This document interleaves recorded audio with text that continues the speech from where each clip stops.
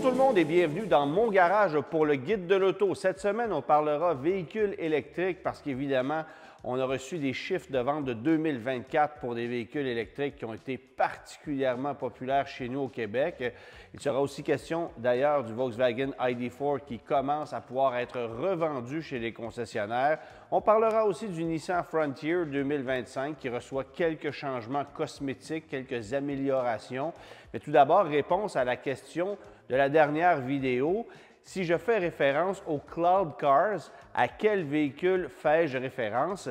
Bien, la réponse, c'est évidemment la Chrysler Cirrus, la Dodge Stratus et la Plymouth Breeze, trois voitures quasi identiques qui avaient été lancées par le groupe Chrysler en 1995, berlines intermédiaires qui ont connu beaucoup de succès. Évidemment, leur nom faisait référence à différents types de nuages, c'est pourquoi on les appelait les Cloud Cars. Maintenant, sans surprise, le Chevrolet Equinox EV a connu un succès monstre sur le marché du Québec dans la deuxième portion de l'année 2024, puisqu'il est arrivé à la fin mai 2024. Il s'est vendu 16 989 Chevrolet Equinox EV au Canada tout entier, plus que le nombre de Hyundai Ioniq 5 pour une année complète, alors que l'Equinox était là pour une demi-année seulement. Alors, c'est vous dire à quel point on a connu du succès avec ce véhicule-là.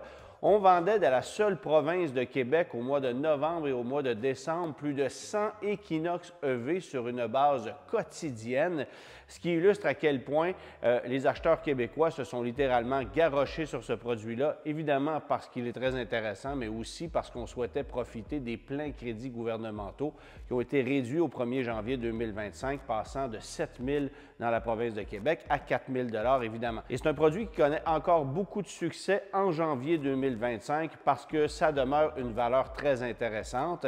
Il n'y a plus de modèles 2024 de disponibles. Ce sont des modèles 2025 qu'on livre actuellement. Alors que lorsqu'on regarde du côté de la compétition, chez Hyundai, par exemple, on a encore énormément de Hyundai Ioniq 5 2024 en inventaire. Même chose pour le Nissan Ariya, même chose pour le Volkswagen ID4. Et parlant du Volkswagen ID4, bien, on sait que pendant pratiquement 2 mois, on n'a pas pu vendre ce véhicule-là chez les concessionnaires en raison d'un rappel concernant les poignées de portières. C'est une situation qui est maintenant réglée. Les concessionnaires sont aptes à pouvoir réparer, effectuer le rappel sur ces véhicules-là et les vendre désormais aux consommateurs. Alors, il y a énormément d'unités disponibles chez les concessionnaires en ce moment qui sont tous des modèles 2024, peu importe les versions. Et les rabais sont quand même franchement alléchants. Ça peut faire partie des véhicules les plus attrayants en matière de prix actuellement offerts sur le marché. Si on regarde bien sûr du côté d'un VUS électrique, il y en a un certain nombre sur le marché, mais si vous comparez des modèles 2024 avec d'autres offres dans le marché, vous allez voir que l'ID4 est quand même assez attrayant, particulièrement si vous regardez un modèle avec grosse batterie de 82 kWh. Je pense que c'est une formule qui est quand même intéressante. Mais évidemment, les concessionnaires Volkswagen ont énormément de pression puisqu'on doit liquider plus de 1500 unités en l'espace d'une vingtaine de jours pour que les consommateurs puissent bénéficier d'un crédit intéressant parce qu'on sait qu'au 1er février 2025, bien, le crédit du Québec sera aboli complètement et ça risque de faire extrêmement mal à l'industrie automobile du Québec, c'est-à-dire à tous les concessionnaires qui ont beaucoup de véhicules électriques en inventaire et qui du jour au lendemain ne se vendront pratiquement plus parce qu'en plus, le gouvernement du Québec a laissé sous-entendre qu'on pourrait ramener les crédits dès le mois d'avril, ce qui veut dire qu'en février et en mars, on ne vendra pas grand-chose.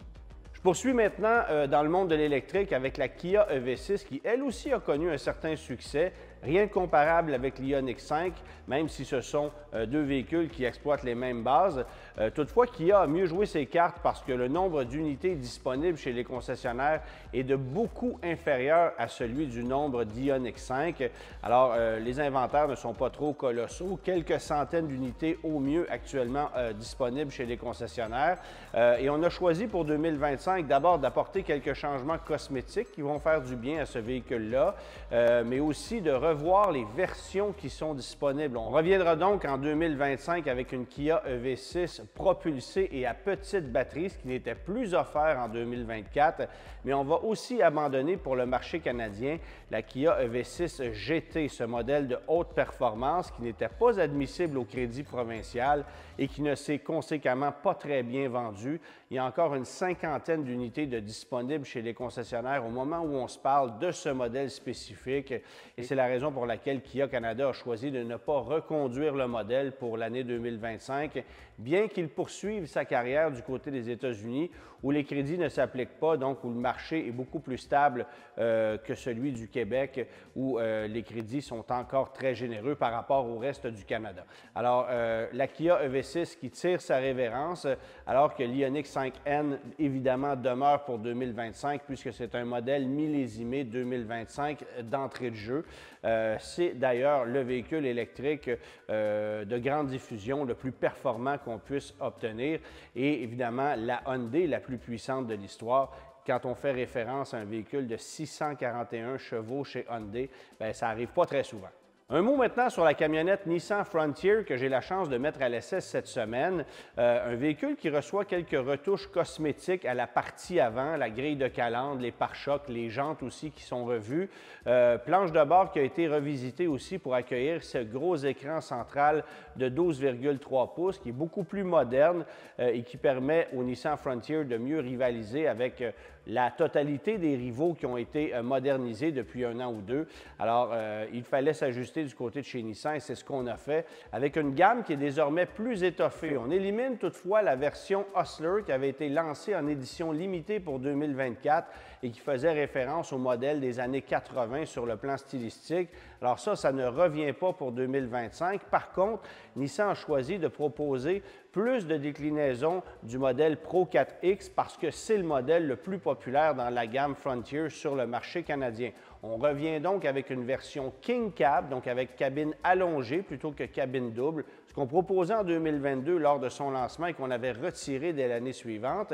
Et on revient aussi avec une version Pro 4X à cabine double et caisse de 6 pieds, ce qu'on n'avait pas l'an dernier, autant dans la version régulière qu'avec l'ensemble de luxe qui coûte 3 000 $ supplémentaires. Ce qui veut dire qu'on a 5 possibilités pour une version Pro 4X en 2025 et ça fait en sorte que la gamme est beaucoup plus large que par le passé.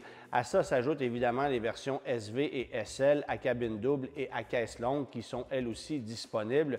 Alors l'échelle de prix va varier grosso modo de 50 à 60 000 $ selon le modèle que vous allez choisir. Mais retenez que la gamme Frontier est aujourd'hui beaucoup plus complète pour le marché canadien.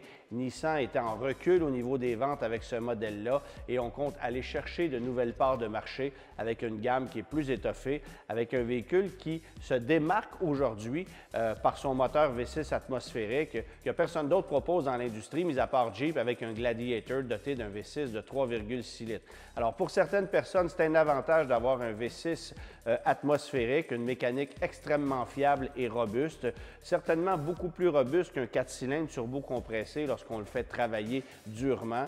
Et ça, c'est un des avantages du Nissan Frontier. J'ai d'ailleurs particulièrement apprécié cette mécanique lors de mon essai, qui est certainement un peu plus gourmande que celle de ses rivaux, mais qui, dans les faits, lorsqu'elle va travailler, n'en sera pas beaucoup plus qu'un moteur turbo-compressé. Alors, considérez que c'est une mécanique de choix, c'est une mécanique éprouvée. On la jumelle à une boîte automatique à 9 rapports qui fait un bon travail. Le véhicule est robuste, sa fiabilité est éprouvée. Et ça, c'est un gros avantage pour ceux qui souhaitent travailler avec une camionnette. On sait que la plupart des acheteurs de camionnettes intermédiaires ne sont pas des gens qui vont travailler quotidiennement avec ce genre de véhicule-là. Dans ce cas-là, on choisit souvent un camion pleine grandeur, mais n'en demeure pas moins que le Frontier, c'est une valeur sûre par rapport à certains autres véhicules qui viennent d'arriver sur le marché et qui doivent prouver leur fiabilité. En terminant, question de la semaine, nommée la seule camionnette jamais commercialisée par Suzuki sur le marché canadien entre 1980 et 2014, année du départ du constructeur. Réponse la semaine prochaine.